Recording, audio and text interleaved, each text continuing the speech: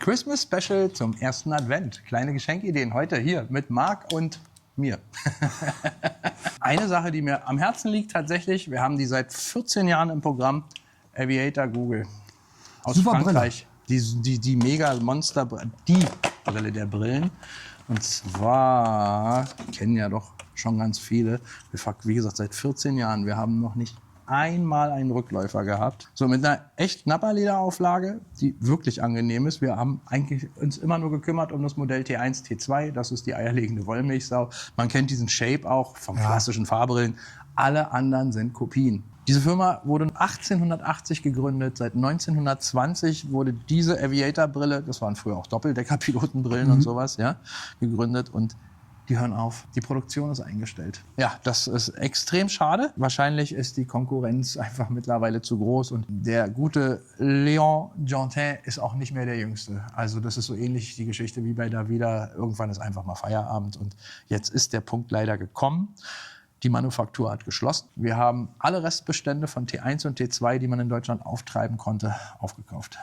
Was ist da der Unterschied? T1, T2, hier Einmal, steht sogar T3. Ja, genau. Einmal ist es für Brillenträger.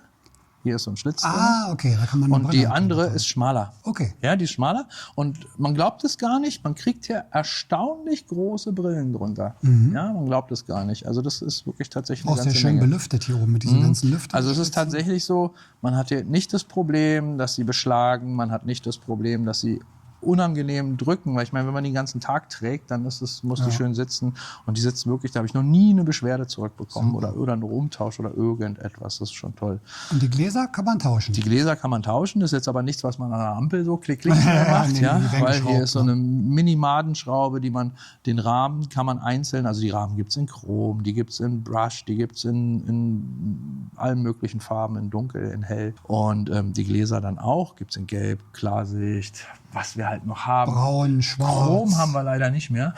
Es gab die auch verchromt. Aber hier sieht man es ja hier oben so dunkle, ein bisschen hellere. Alles dabei. Und also es ist auch nach wie vor keine Massenware. Also wir haben vom Distributor in Deutschland, wie gesagt, alles gekauft, was noch ging.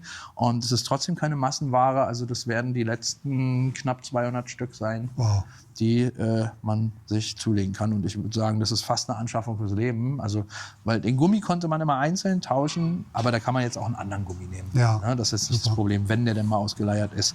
Zur Handhabung kann man ja noch ganz kurz was sagen, damit der Gummi länger hält, weil das ist die einzige Schwachstelle, sage ich mal. Also nicht Schwachstelle, leiert irgendwann aus. Hier liegt es tatsächlich an der Benutzung. Wenn der Helm nicht in Benutzung ist, also zu Hause, Brille nicht hier oben drauf lassen, wenngleich das super schick aussieht.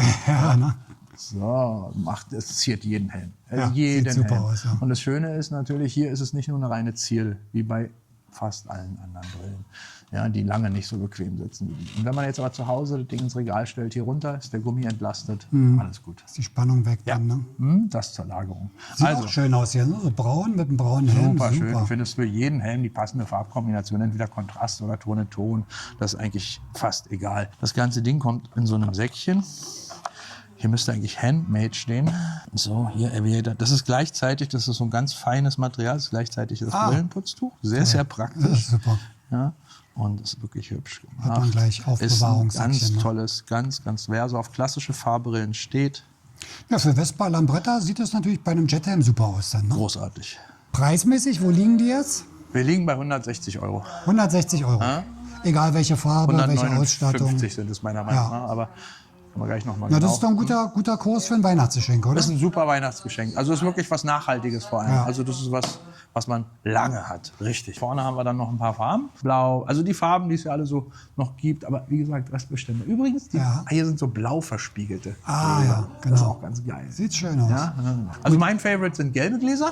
Ist immer weil ein Klassiker. Ich trage diese Brille, wenn es Wetter schlecht ist, wenn es Kann man schön nachts fahren. wenn es dunkel ist, weil ich fahre ja sonst immer mit Sonnenbrille, aber wenn es dunkel wird, dann ist die Sonnenbrille natürlich irgendwie kontraproduktiv und dann ist Gelb immer ein schöner Kontrastverstärker, deswegen Gelb. Ich trage sie dann immer bei schlechten Sichtverhältnissen, deswegen. Also eine brauchbare Kleinigkeit für Motorradfahrer zum Verreisen ist so ein Erste-Hilfe-Kit für das Motorrad, also in klein. Ja. Das ist ja beim Auto doppelt so groß. Mini-Ding, ne? Genau, so ein Mini-Ding. Ne? Kostet auch nicht die Welt, ist alles, ja, wir machen jetzt mal, das ist auch eine hübsche Idee. Was dann auch noch eine ganz nette Sache vielleicht ist, wir haben hier mal so ein paar Sachen mal produziert einfach ein Kissen. Ja, einfach ein kleines Kissen mit einem tollen Motiv aus Frankreich. Tatsächlich, das ist von einem klassischen Motorradrennen von Pau aus. Warte mal, irgendwo habe ich das Poster dazu auch hängen. Da ist das Poster dazu. Da ist das Poster dazu. Auch könnt ihr auch haben. Also das ist alles verkäuflich. Ach so, ich dachte, das ist Deko. Nein, das Bild, diese Bilder auf Keilrahmen alles kann man verkauft. haben. Okay. Diese Bilder auf Keilrahmen kann man haben. Pau ist in Frankreich, in den Pyrenäen. Das ist ein klassisches Motorradrennen gewesen. Das Motiv, sehr hübsch. Das auch spanische, klassische Motorradrennen. Das große würde 59 kosten zum Beispiel. Sowas kann man natürlich auch erwerben. Auch eine gute Idee, ne? Fürs Zimmer oder auch für die Garage, wo das Moped steht. Ist was ganz Hübsches, ja. Ist was ganz, ganz Hübsches. So, noch mehr Brillen sind hier vorne, sehe ich So, im gerade. Bereich Brillen haben wir natürlich neben der klassischen auch noch die sportlichere Variante. Das ist eher eine Style-Frage. Es geht gar nicht jetzt. Also natürlich ist das eine andere Qualität. Ja, also das ist nicht vergleichbar miteinander. Aber es ist auch eine ganz andere Brille, die eine ganz andere Aufgabe erfüllen soll und auch in einen ganz anderen Helm gehört. Da haben wir zum Beispiel, das ist so Cross angehaucht, alles hier.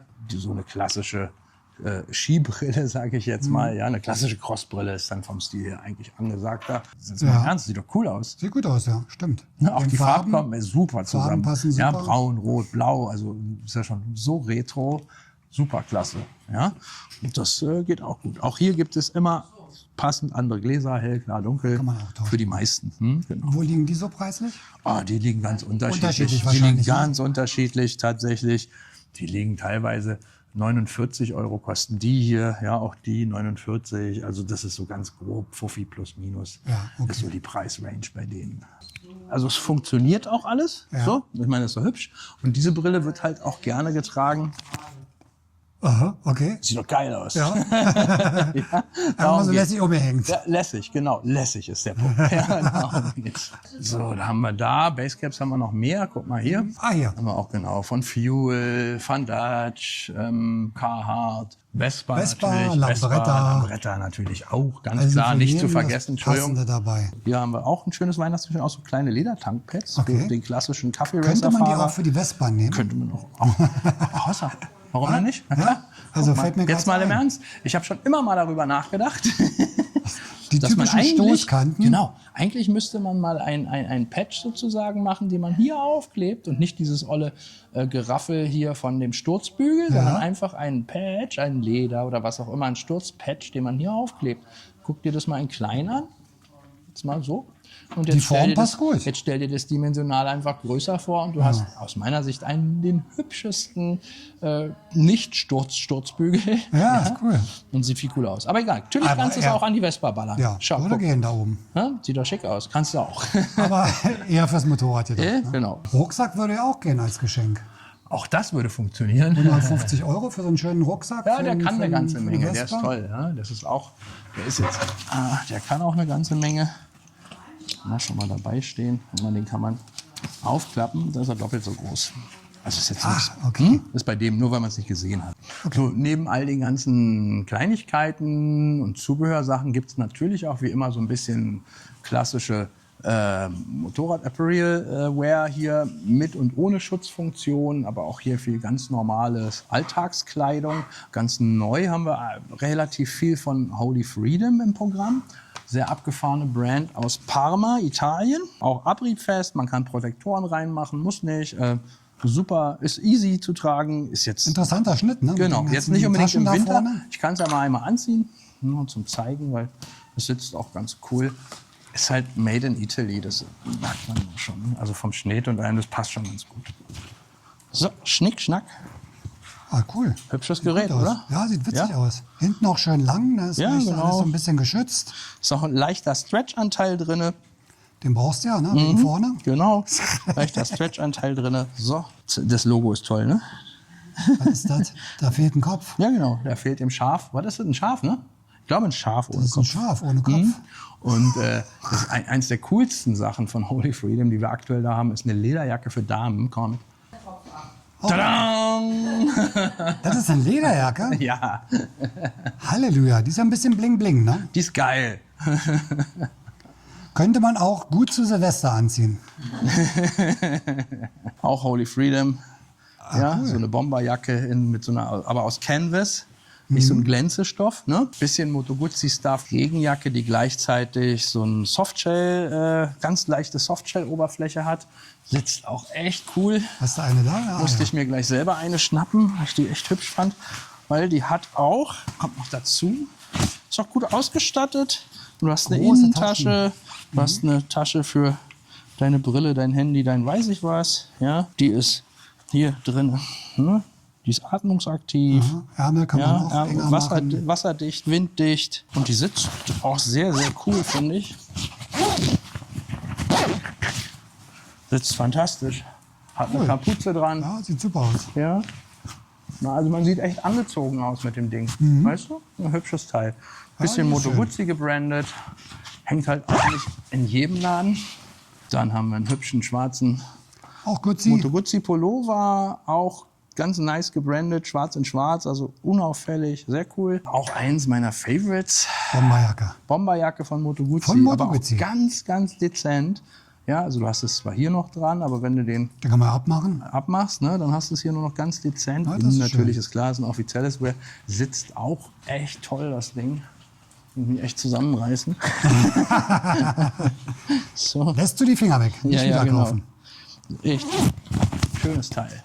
Oh, die sieht gut aus. Ne? Schönes Teil, Die oder? sieht gut aus, ja. Toll. Und auch nicht Ja, aus dem Bomberjacke Glänze. ist Klassiker, geht Und, immer. und Ne? ist auch nicht so dieser super Glänzestoff. Ja, Ja, fühlt das sich ist auch anders echt an, ne? angenehm. Also es ist wirklich, das ist echt ein tolles Teil. Und die ist nicht mal teuer. 160. 160. 160 Euro. Das ist gut. Das ist okay. Ja, siehst du Schöne auch Jacke, innen. Ja, Moto Guzzi ist gefüttert. 1921. Ne, das war jetzt eine L. Ne, also ich bin knapp 1,80 bei fast 90 Kilo. Hat die so gesessen. Jetzt kommen wir mal zu Vespa. Wir haben die Offizina-Sachen. Also hier hängt noch ein T-Shirt von der Offizina, mein ganz groß. Ja, aber Die Farbe ist schön, ne? die Farbe ist der Kracher. Was ich toll finde, wir haben in mehreren Größen uns diese Hoodies zugelegt. Also hier, die sind auch sehr, sehr, sehr, sehr schick. Jetzt hier einfach mal jetzt kurz über meinen Pullover drüber gezogen natürlich. Cool. Ja? Farbe ist super. Farbe ist der Gerade mit so einem hellen Was ich total Basecap sieht geil das toll finde, aus. ist, dass es keine Taschen hier vorne hat und dadurch nicht so aufträgt. Ah, das beult nicht so aus Ja, vorne. genau. Und mit so Leute wie ich, mit so leichten Bauchansatz, weißt du? Sieht cool Beult aus. halt nicht so aus. Schön. Hübsches Teil, finde ich auch ganz toll, ist mal ein wirklich tolles Vespa. Ja, gut. Dann haben wir noch Root Riders, auch immer sehr gern, auch italienische Brand, ja.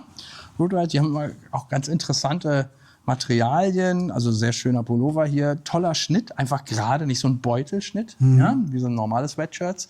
Und das ist so ein aufgerautes, sehr, sehr dickes, ich weiß gar nicht wie viel, Vlies irgendwie, ne, 120 Gramm oder was auch immer, also wirklich, wirklich, wirklich dick. Dieses Teil ist warm. Das ist auch das, was du gerade anhast. Das habe ich gerade an. Und ich habe nichts drunter. Und habe bei 5 Grad Außentemperatur nur diese Jacke dazu an. Mehr nicht. Das ist ja wie eine Folie hier. Ja, fast. genau. Das ist ja Reicht gar keine vollkommen aus. Ja. Okay. So, wenn es jetzt wirklich kalt wird, achso, denselben Pullover gibt es auch noch in schwarz natürlich. Auch schön, ja. Ja, auch sehr hübsch. Hinten ist immer so ein großer Rückenprint drauf. Vorne hast du es ganz dezent klein. Root Riders ist wirklich eine sehr, sehr edle Marke, Root Riders. Und das ist der Kracher, den habe ich auch. Den hast du auch. Dieser Hoodie, Ja. 5 Grad und du ziehst nur diesen Hoodie an. Kein T-Shirt krass. drunter, nichts. Was Also ist ich- der denn gemacht, sag Ja, mal? das ist echt, Super echt, warm, ja. echt super warm. Aber Also die sind das jetzt- Ding warm, super warm. Das ist aber jetzt Streetwear, keine Protektoren, Alles sondern Streetwear. das ist Streetwear. Reines Streetwear. Ja, meine Favorite Handtune dieses Jahr, was ganz Besonderes. Jeden. Hiden. Jeden macht Handschuhe. Hiden hat dieses Jahr Handschuhe rausgebracht. Wow. In diesem wunderschönen Geschenkkarton. Würde denn gut zu Weihnachten Magnet. Ja. Und dazu, ich habe die auch.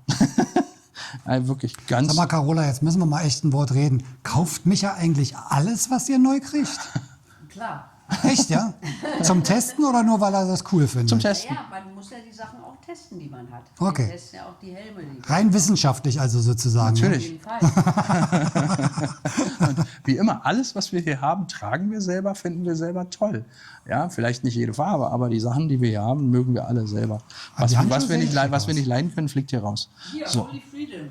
Ja, hinten für Damen. hängen Ach, die. du hast das auch. Ja, das ist hier so einfach auch nur so ein Sweatshirt mit Kapuze. Da hinten irgendein Aufdruck? Nee, nur Das seitlich. ist einfach nur so. Nur einfach ein Hoodie.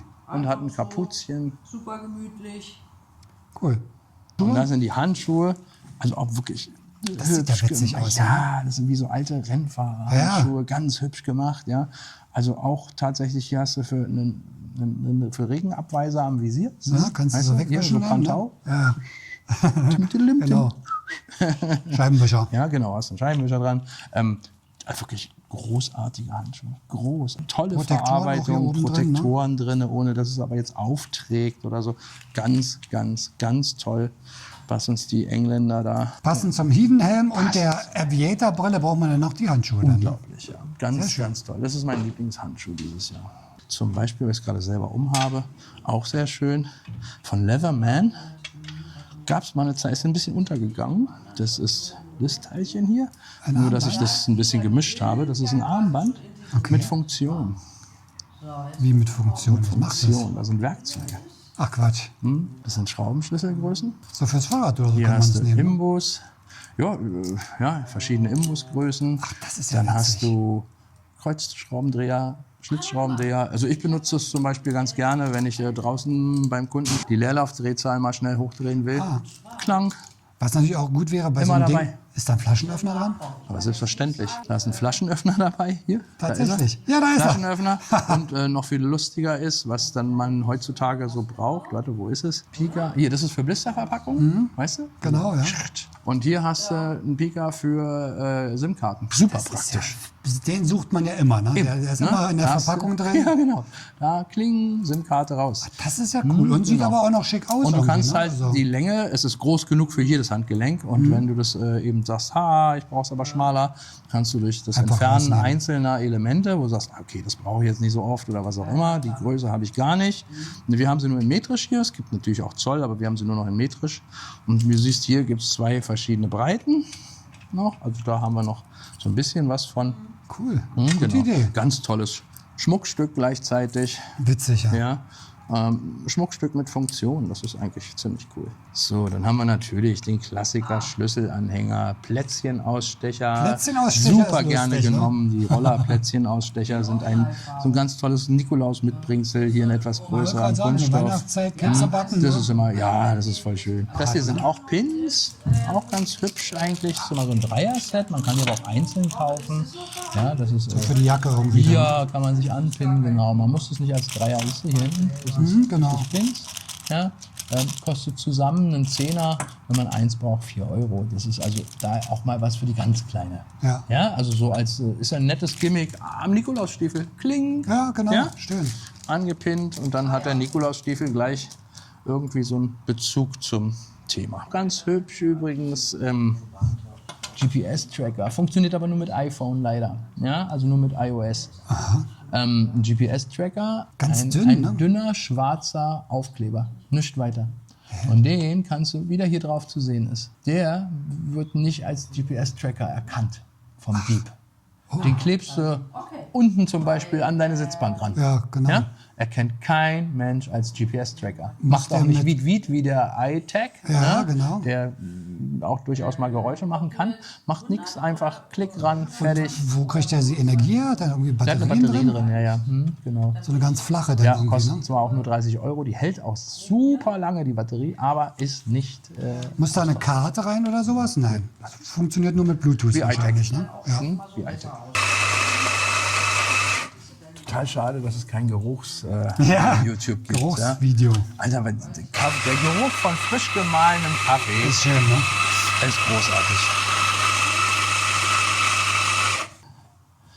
Einmal nivellieren. Und das hier ist ein Drehmoment-Temper. So, Espresso wäre fertig, 20 Sekunden, großartig. Wir haben noch Nierengurte für die kalte Jahreszeit, großartig. Wunderbar. Eigentlich für immer, eigentlich meine Mission, eher im Sommer einen Nierengurt zu tragen. Wenn man als schwitzt, im Winter. ne? Na, nicht nur, weil du schwitzt. Unvernünftigerweise fährt man im Sommer ja doch mal nur im T-Shirt. Ja, dann schwitzt du und die Nieren werden ständig unterkühlt. Ja. Im Grunde soll es aber auch die Nieren stabilisieren, so ein Nierengurt. Das ist wie die Gewichtheber tragen doch auch so Gurte. Genau. Ja? Und weil die Nierchen hängen nur an so 2 dünnen Fäden und das soll das hinten stabilisieren. Also auch beim Motorradfahren. Ja, das ist auch, aber wärmende Funktion auch. Das kennt jeder, der schon viele Jahre fährt. Vor allem, wenn er bei kalten Jahreszeiten fährt, kennt das jeder. Da ist der Parkplatz manchmal nicht schnell genug oder das Klo nicht schnell genug. Okay. Also ist schon, das kennt man. Vor allem, wenn man nicht mehr 20 ist. Nierengurt haben wir mal so eigene machen lassen aus Echtleder. Ja, Echtleder. Stützt, hält warm. Stützt, hält warm. Also ist jetzt auch nicht so ein super einstellbar. dickes Ding. Genau, gibt es in verschiedenen Größen. M, XL, alles dabei. Okay. S, M, L, XL, gibt es alles. Das hier ist eine S zum Beispiel. Ja? Und dann ist das natürlich noch mit Klett einstellbar, immer noch anpassbar. Gibt es auch noch in Nicht-Echtleder. Die sind natürlich dann etwas günstiger. Aber die hier kosten 89. Die Nicht-Echtleder kosten weniger. Jetzt sind wir schon gerade hier. Jetzt sehe ich gerade Abdeckplane. Auch immer eine schöne Sache. Immer sinnvoll. In dem Fall Ja, auch. wir reden ja gerade von Winter. Ja, genau. Und in dem Fall tatsächlich, man muss das Ding nicht in der Garage parken. Wenn er eine hat, großartig, keine Frage. Die meisten haben doch keine Garage. Wenn das Ding auf der Straße steht draußen, auch nicht schlimm, alles gut. Aber tut euch selber einen Gefallen und deckt das Fahrzeug ab. Ja. Ihr werdet sehen, wenn ihr das im Frühjahr oder nach 2 Monaten oder wie auch immer lange eure Standzeit ist, darunter ist ein vernünftiges Fahrzeug. Lasst doch mal so ein Fahrzeug 2 Monate einfach so stehen. Ja, ist schlimm. Da hast du bist erstmal du bist einen halben Sonntag beschäftigt, damit das sauber zu machen überhaupt erstmal. Das heißt, die Pflege ist ja nicht nur eine reine Lackpflege, sondern sauber machen heißt auch, die Bremsscheiben, alles wird Alles verdreckt. ist vermottet Alles wird dann, ja. versifft und verdreckt. Am Durch den besten, wenn Winter. so ein Schneeschieber vorbeifährt. Ne? Genau, wenn die dann noch am Straßenrand stehen oder irgendwas. Von daher mach eine Plane drüber, alles ist gut. Das ist wirklich eine Verbesserung um 150%. Und sie schützt vor Blicken. Und das tut sie auch. Ne? Das tut sie tatsächlich auch. Und hier kann man auch philosophieren.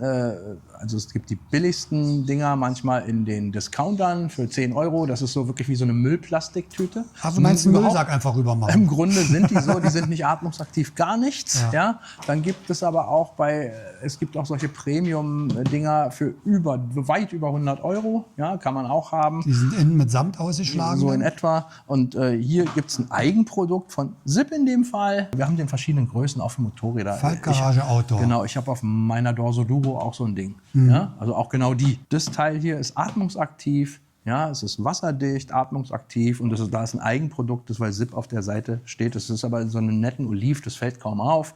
30 €, großartig. Super.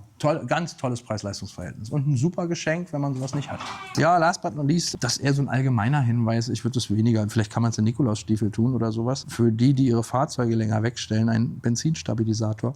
Absolut empfehlenswert. Moderne Kraftstoffe, selbst Super Plus, enthalten alle Bioethanol. Ja. Bioethanol ist eine Flüssigkeit, die sich vom Benzin trennt über relativ kurze Standzeit sogar. Wir reden hier schon mal über 8 Wochen. Ja, das ist jetzt nicht lang. Dann trennen sich diese Flüssigkeiten. Du hast dann 2 Flüssigkeiten im Tank. Und das Bioethanol ist hygroskopisch. Tipp Nummer 1, wenn das Ding länger steht, sowieso Super Plus tanken, weil der Anteil an Bioethanol am geringsten ist. Guter Tipp. Ja? Tipp Nummer 2, muss ja jetzt nicht der sein, einen Benzinstabilisator mit rein. Das wirkt wie ein Emulgator und minimiert diesen Prozess, dass die beiden Stoffe sich voneinander trennen. Weil, hast du wie gesagt 2 Flüssigkeiten, die eine davon, also das Bioethanol ist hygroskopisch. Hygroskopisch heißt, zieht Wasser aus der Umgebungsluft. Winter, feuchte Jahreszeit, ihr habt Wasser im Tank. Metalltanks rosten, ne? Also wer Metalltanks hat, Motorräder voll tanken. Das ist der Grund, warum man sie voll tankt. Bei der Vespa wäre das nicht entscheidend, zumindest nicht bei der modernen. Hol die Metalltank, die modernen Vespen haben alle Kunststofftanks. Da macht's Sinn. Da muss es nicht voll tanken, aber trotzdem macht es Sinn, also ein bisschen was drin, also umso weniger drin, also ich würde es schon mindestens halb voll lassen, in jedem Fall, nicht ganz leer und würde, oder warum auch nicht voll tanken und würde also einmal Stabilisator rein und gerne nochmal 5 Kilometer fahren, damit es sich im System verteilt. Okay, das ist auch eine ganze und das Zuleitung und so. Genau, drin, ne? Einspritzdüsen und so weiter und Einspritzdüse und das pflegt einfach das System und minimiert diese Option, dass die beiden Stoffe sich voneinander trennen. Ja, das gilt also tatsächlich nur für so kurzfristige Außerbetriebnahmen. Folgt uns auch auf Insta und Facebook, da gibt es zu solchen Sachen immer praktische Tipps. Dazu gab es auch ein kleines Reel. Da habt ihr immer so Mini-Videos, wo sowas auch mal empfohlen wird. Genau, das habe ich bisher noch nicht gemacht. Ich mache mal den Link zu Facebook unten in die Videobeschreibung rein. Facebook, und Insta, alles gut. Dann könnt ihr da mal gucken. Da gibt es noch immer so kleine Kurzvideos mit Tipps und Tricks für Vespa und auch für Lambretta oder für Motorradfahren generell. Genau, generell. Fahrt unbedingt vorsichtig, es ist nass, es ist kalt.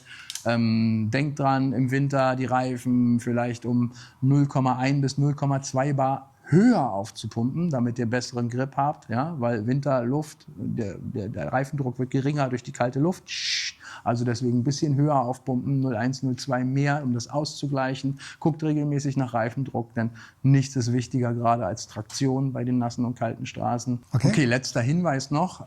Ihr könnt uns für all die Produkte noch besuchen bis zum 19. Dezember. Danach sind wir hier geschlossen und das Jahr ist für uns vorbei auch. Wir machen dann erst in der 2. Januarwoche wieder auf. Das sind unsere Betriebsferien hier. Ansonsten könnt ihr uns natürlich auch eine Mail schicken für all diese Produkte. So eine Brille kann man auch verschicken. Egal wohin. Das ist eine Uni-Size, passt immer. Und dann sage ich nochmal Danke an der Stelle für das wirklich tolle Jahr mit euch. Danke fürs Zuschauen, danke für euer Interesse, für eure Kommentare, für alles, was ihr immer für uns übrig habt. Und danke auch an Marc an der Stelle immer fürs Filmen und frohe Adventszeit. Bis dann. Ciao, ciao. Ciao, ciao.